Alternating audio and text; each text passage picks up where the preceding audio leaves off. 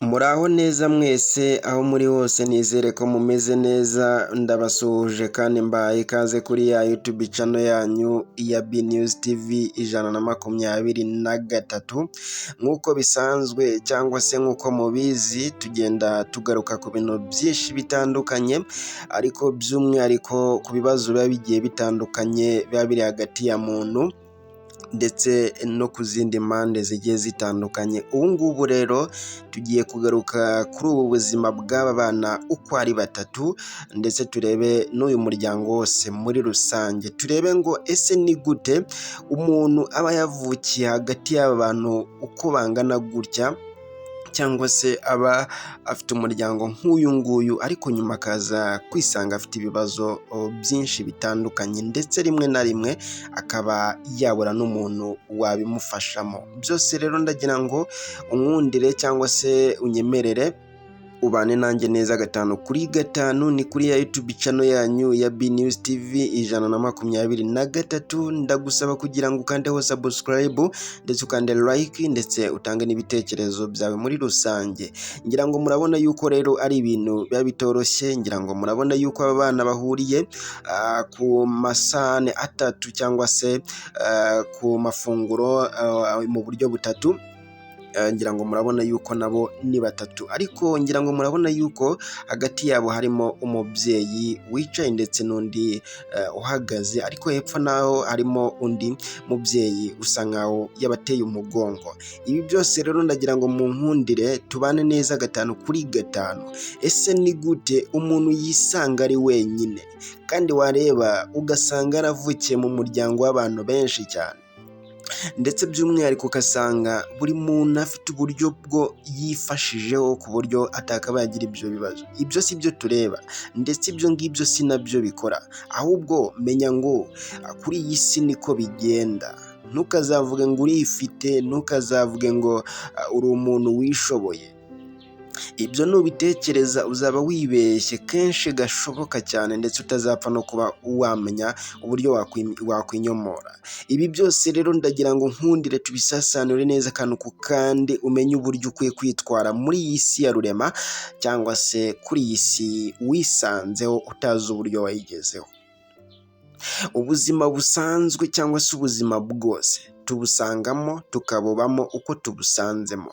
Ubundi iyo ugeze ahantu ntukavuge ngo niwe wahageze kubera ko wakoresheje ikintu runaka, amafaranga, ubushobozi, imbaraga, iki n'iki, byo si byo. Ahubwo menya ngo nawe ntuzi uburyo wahageze kubera ko hari uwakoze cyane kukurusha, hari uwakoze byinshi kukurusha ariko ntiyageze nk'aho ugeze. Ibyo byose jya ubitekereza. Ikintu nshaka ko tugarukaho nyamukuru ni ukugira ngo turebe uburyo umuntu avukira mu bantu bangana gutya ariko nyuma akaza kwisanga ari wenyine. Ese byo wabivugaho iki? Reka dutangire nere kubatinza. Ni ukuvuga ngo iyo umuntu avutse mu muryango w'abana byibura batari munsi ya 5, ngira ngo murumva yuko abo bana bari benshi cyane, baba barakuze mu buryo butandukanye nubwo baba baravukiye ku muntu umwe cyangwa se baravutse ku muryango umwe, ariko buri muntu wese akura mu buryo butandukanye n'ubwe kubera yuko buri muntu wese umubiri we ntabwo uba uhuye n'ubwe. Ingaruka z'umubiri, abasirikari b'umubiri, ibibazo azahura nabyo, ibyo byose biba bitandukanye n'ibya mugenzi we cyangwa se n'iby'umuvandimwe we. Ibi byose rero ntabwo byagutungura kuba ushobora kuvuka mu muryango w'abana bangahe ariko ukaza kwisanga ufite ibibazo byinshi, yewe udafite n'uburyo ushobora kubivamo cyangwa se udafite n'uburyo ushobora kuba wagira n'umuntu wabigufashamo. Dore impamvu ndetse n'uburyo bigenda.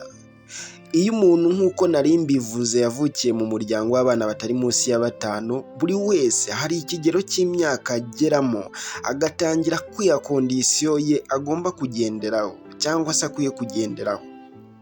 Muri za kondisiyo uba watangiye kwemera, uba watangiye kwiha, uba watangiye kugeramo, ibyo byose nabyo niko bigenda bihindukana n'imihindagurikire nk'iyo wari usanzwe urimo. Iyo tuvuge wenda n'urugero ugeze nko mu myaka 15 ugatangira gutekereza uburyo nawe ushobora gukora ntacyo usabye ababyeyi, dore yuko ari n'ibintu wa mugani binagorana cyane. Kuba ufite imyaka 15 ukaba ucyaka ipantaro yo kwambara umubyeyi, ukaba ucyaka umupira wo kwambara umubyeyi, ni ibintu usanga biba bitameze neza cyane.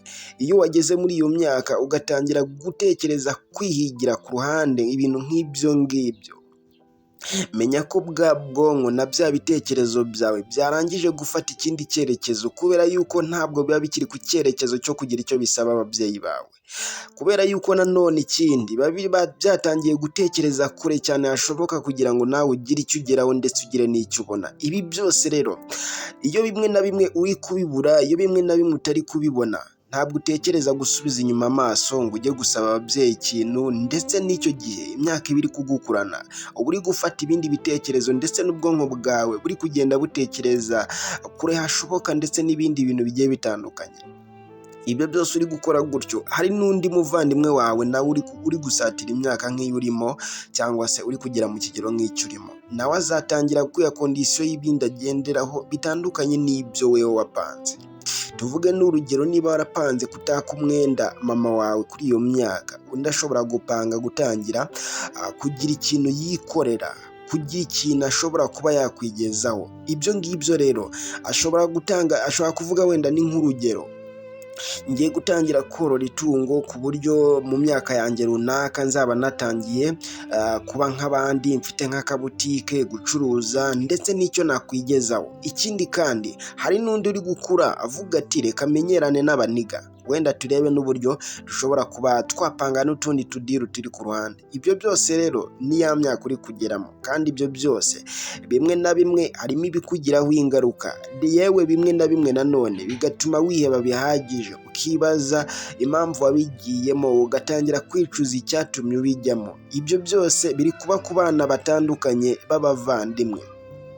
Ibyo byose kandi harimo umwana ubikoza mu muvandimwe we akumva ntacyo yabikoraho, ndetse rimwe na rimwe akamubwira ko ari we wabyishoyemo. Ibyo ngibyo ni ibintu biba bitandukanye cyane. Hari ibintu tugomba kumenya cyangwa se dukwiye kumenya. Ibyo byose nanone bigendana n'isi turimo, ndetse bikagendana n'ibinyejana turi kuganamo, kubera yuko nk'ubwo ushobora kuba watekerezaga gutyo, ejo ukavuga ati reka ntembere ngera ahantu runaka, ukaba wajya mu rukundo, ukaba wakora ibintu runaka. Amakosa ayo ni amakosa umuntu wese akoramo ageze mu kigero runaka, rimwe na rimwe bikaba byamuteza n'ibibazo bikomeye cyane. Harimo abisanga bafunzwe, harimo abisanga biyahuye, harimo abisanga bari ahantu heza nk'aho bifuzaga, ariko rimwe na rimwe biragoye kugira ngo wakire ubuzima wisanze mutashakaga, ariko ubone muvandimwe wawe, mugenzi wawe ameze nk'unezerewe. Igihe cyose uzaba uri mu gahinda, byanga bikunze ntabwo uzabura kubona bishimye, ndetse bishimira n'ibyo bagezeho. Mu kubibona gutyo bizakongerera ishavu n'agahinda, kwigunga gukabije, ndetse no gukomeza kugenda wumva yuko uremerewe ndetse ukwiye kwiheba bihagije. Rimwe na rimwe ukifuza kuba wakwipfira kugira ngo utagomeza kugenda uhura n'agahinda nk'ako ngako. Ese ibyo byose niki wabivugaho? Ni byinshi tugenda tugarukaho. Ibi byose tubikurije kuri uyu muryango w'aba bana uko ari batatu, ndetse n'aba babyeyi babakikije, ubona yuko bose bahuriye ku kintu kimwe. Nk'ubu ngubu bose bahuriye ku ifunguro, ariko se nyuma yabo cyangwa se mu gukura kwabo, icyagusetsa cyangwa se n'icyagutangaza mu myaka 15 ya buri muntu ashobora kuzaba ari ahantu he ukwe, ndetse ari kwimenya, ari kwihigira, agatangira kwibaza cyangwa se kwibuka uburyo bahuriraga ku isahane cyangwa se ku ifunguro ari batatu, ariko nanone akongera akiyibutsa yuko ari wenyine kandi agomba kuzahiga paka ubuzima bwe nawe akubaka umuryango. Ibi byose iyo tubitekereje nta kabuza ko kudahangayika, kubera ko bidusaba process ndende ndetse n'inzira ndende kugira ngo tubigereho. Uzifuza kugeraho mugenzi wawe yageze, ntuzi urugendo yakoze, ntuzi igihe byamusabye, nawe ngo ushaka kubigeraho mu kanya nk'ako guhombya. ibyo byose bizatuma kwiheba gukabije, kwigunga, ibyo byose bikubaho umusubirizo. Ndabakunda cyane, mbashimira cyane mwe twabanye neza 5/5, ndetse by'umwihariko mwe mwakanze subscribe kuri ya YouTube channel yanyu ya B News TV 123. Ciao ciao.